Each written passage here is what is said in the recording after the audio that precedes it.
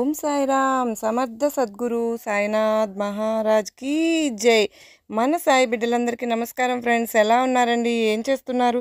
అందరూ బాగున్నారు కదా? మన సాయినాథుని దయ వలన అందరూ బాగున్నారని, బాగుండాలని మనస్ఫూర్తిగా బాబావారిని కోరుకుంటూ, ఆ సాయినాథుని కృపా కరుణా కటాక్షములు మనందరిపైన నిండుగా మెండుగా ఉండాలి అని మనస్ఫూర్తిగా బాబావారిని వేడుకుంటూ ఈరోజు వీడియో అయితే స్టార్ట్ చేస్తూ ఉన్నానండి.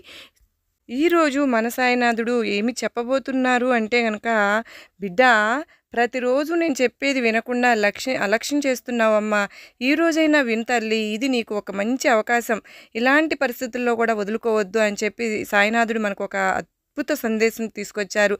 ఆ సందేశం ఏంటి, ఏం చెప్పబోతున్నారు అని మన సాయినాథుని మాటల్లోని వినబోయే ముందు మన ఛానల్ను ఎవరైతే కనుక ఫస్ట్ టైం చూస్తూ ఉన్నారో సబ్స్క్రైబ్ చేసుకోండి. మన వీడియోస్ కనుక నచ్చినట్లయితే ప్లీజ్ అండి లైక్ చేసి సపోర్ట్ చేయండి. కొంతమంది సాయి బిడ్డలకు షేర్ చేయండి. ఇక సాయినాథుడు మన కోసం అందిస్తున్న సందేశం, బిడ్డ ప్రతిరోజు నేను చెప్పేది వినకుండా నువ్వు అలక్ష్యంగా నిర్లక్ష్యంగా ఉంటున్నావు. ఒక పని చేయాలని చేసి అది నెరవేరకపోతే నా మీద కోపంగా ఉంటున్నావు కదూ తల్లి. నీ ప్రార్థనలకు నేనే స్పందించలేదని నువ్వు నిరుత్సాహపడిపోతున్నావు. నేను ఏది చేసినా అది నీ మంచి కోసమే అని నువ్వు తెలుసుకోలేవా?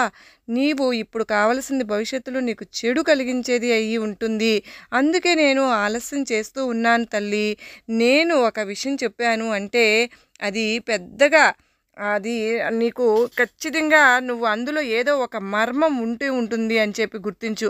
నీకు ఒక నిర్ణయం తప్పకుండా ఏర్పడుతుంది. సరైన నిర్ణయం అసలు ఏదో ఏంటి బాబా ఇలా ఎందుకు చేశారు అని నీకు ఆలోచించితే ఇప్పుడు జరిగేది అన్యాయం అధర్మం అనుకోకుండా కొద్దిగా మనసు పెట్టి విన్నావు అనుకో, ఒక్కొక్క మాటకు కానీ అర్థం అని ఉంటుంది అని నీకు అర్థం తెలుస్తుంది. అర్థం లేని మాటలు ఈ సాయి మాట్లాడతానా చెప్పు? నువ్వు నాకు ఎంతమంది భక్తులు ఉన్నారు, ఎంతో సంతోషంగా ఉంటుంది. నీకు భయంగా ఉన్నప్పుడు అసౌకర్యంగా ఉన్నప్పుడు మనసారా నన్ను తలుచుకోమ్మా. నీకు వచ్చిన ఆరోగ్య సమస్యలను అలాగే నొప్పిని బాధని అన్నింటినీ నేను తగ్గించేస్తాను. అలాగే నీవు పడుతున్న బాధలకు సమస్యలకు ఎదుర్కొనే విధానాన్ని ధైర్యాన్ని నీకు నీ బాబా అందిస్తాను. నా భక్తుల్లో జరిగే ఏదైనా సరే మంచి అయితే నేను అందిస్తాను, చెడు అనుకో అది వాళ్లకు జరగనీయకుండా ఆపుతాను. నీ మంచం వరకే నేను ఆలోచిస్తున్నాను. నమ్మిన వారు పూర్తిగా నన్ను నమ్మండి. మీకు కలిగే ప్రతిదీ చూసి మంచిదిగానే నేను ఇస్తాను. నా భక్తులు దేనికి కూడా బాధపడాల్సిన పని లేదు. దిగులు పడకూడదు. జరిగేవన్నీ నీకు అనుకూలంగా జరుగుతాయి. నీ గెలుపుకున్న సమస్యల్లో అన్నింటినీ కూడా నేను ఎదిరిస్తాను. నిశ్చయంగా మంచి జరిగేలాగా చేస్తాను. నువ్వు నా ప్రాణం బిడ్డ. నేను నీ తండ్రిగా తల్లిగా నిన్ను కాపాడుకుంటాను అని ఎన్నిసార్లు వాగ్దానం ఇచ్చాను. నీకు ఏది ఇవ్వలేదని ఎప్పుడు నువ్వు నన్ను కోప్పడవద్దు. నువ్వు కోప్పడి నా మీద చిన్నబుచ్చుకున్నటువంటి అంటే నాకు బాధగానే ఉంటుంది కదా తల్లి. నా బిడ్డ నా భక్తుడే ఇలా దూరంగా వెళ్ళాడు, నన్ను కాదనుకుంటున్నాడు అంటే నాకు మనసుకు ఎంత కష్టం వస్తుంది చెప్పు. నువ్వు అనుక్షణం నిన్ను నేను కాపాడుకుంటున్నాను, అది నువ్వు నమ్మాలి, నువ్వు గుర్తించాలి. నా మీద కొద్దిగా కోపం తెచ్చుకున్నావు అంతేకాని విరక్తి మాత్రం చెందకమ్మా.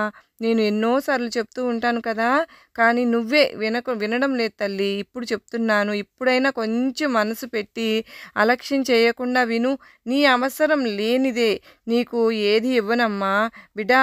ఒక కారణం కూడా ఉంటుంది దానికి. కొద్ది రోజులకు ఆ కారణం తెలుసుకుని అర్థం చేసుకుంటావు నువ్వే.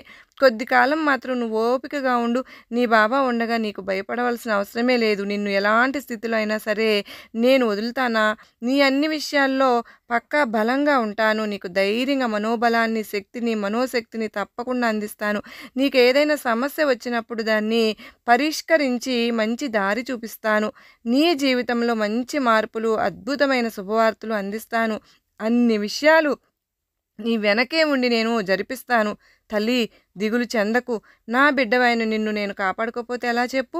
ఇప్పుడు నువ్వు అనుభవించే కష్టం అంతా సరే నీ కర్మఫలం వల్లే అవన్నీ తొలగిపోతాయమ్మా. ఇక నీకు అంతా మంచిగా జరుగుతుంది. నీ ఆశలన్నీ పూర్తి చేసి నా కథలు నా మాటలు వింటూ ఉండు. అన్ని పాపాలు అవే తొలగిపోతాయి. ఇక నువ్వు చుట్టూ అదృష్టమే ఉంటుంది. నీ అన్ని జబ్బులు రోగాలు తగ్గిపోయి నువ్వు ఆరోగ్యంగా ఉంటావు. నీ చుట్టూ ఉన్న ఆపదలన్నీ కూడా దూరమైపోతాయి. ఆపద సమయంలో నీకు సహాయపడటానికి నేను ఎప్పుడు నీ పక్కనే ఉంటాను. నమ్మకం పోగొట్టుకోవద్దు బిడ్డ. ఓపికను పెంచుకో. ఓర్పును, ఓపికను పెంచుకో. ఇంకంతా నీకు మంచే జరుగుతుంది. నమ్మకాన్ని మరింతగా పెంచుకో. నిజమైన భక్తి ఉన్నవారికి ఎల్లవేళలా కాపాడే ఈ సాయి నా భక్తుడైన, నా బిడ్డవైన నిన్ను కాపాడుకోకుండా ఎలా ఉంటాను చెప్పు? నీకు వచ్చిన కష్టాలు మంచి నేను కాపాడకపోతే ఎలా చెప్పు? నీది నాది 7 జన్మల బంధమమ్మా. తల్లి, నిశ్చయంగా సిరి సంపదలతో మంచి జీవితం నీకు అందిస్తాను. అందరూ శబాష్ అనేలాగా నువ్వు జీవిస్తావు. ఈ సాయి మాట తథ్యం. కాలం మారేటప్పుడు నువ్వు చాలా మారాలమ్మా. ఈ లోకం ఎలా ఉంటుంది, ఈ యొక్క జనాలు ఎలా ఉన్నారు అని తెలుసుకోవాలి. అందరూ నీలాగా స్వచ్ఛంగా ఉంటారని అనుకోవడం, ఒక్కొక్క మనిషి ఒక్కొక్కలాగా ఉంటారమ్మా. అందరూ కూడా అవకాశవాదులుగా కొంతమంది ఉంటారు. నమ్మకంగా ఎవరినో ఒకరు ఉంటారు. అలాంటి నమ్మకం అనుకూలంగా ఉండే వాళ్ళను ఎప్పుడు కూడా వదులుకోవద్దు నువ్వు. ఎందువల్ల అంటే వాళ్ళు డబ్బు సంపాదించుకోవచ్చు, కానీ నా అనే వాళ్ళని పోగొట్టుకుంటే ఎప్పుడు సంపాదించుకోలేము. అందువల్ల నీ అనుకున్న వాళ్ళని ఎప్పుడు కోప్పడవద్దు, చిన్నబుచ్చుకొనివ్వవద్దు. నీ దగ్గరకు వచ్చిన వాళ్ళని కష్టపెట్టకుండా చూసుకున్నావు అనుకో, నీకు ఎప్పుడు కూడా నేను అండగానే ఉంటారు. వారు కూడా అండగా ఉంటారు. నీకు ఒక ధైర్యం అనే నా మనిషి ఉన్న ధైర్యం కూడా నీకు ఉంటుంది. బిడ్డ, ఇక నువ్వు కళ్ళు మూసుకొని ప్రశాంతంగా నిద్రపో. రేపటి నుంచి అద్భుత కాలం నీకు నేను అందించేలా చేస్తాను కదా. నీ సాయి నీతో ఉండగా నీకు భయం ఎందుకు చెప్పు?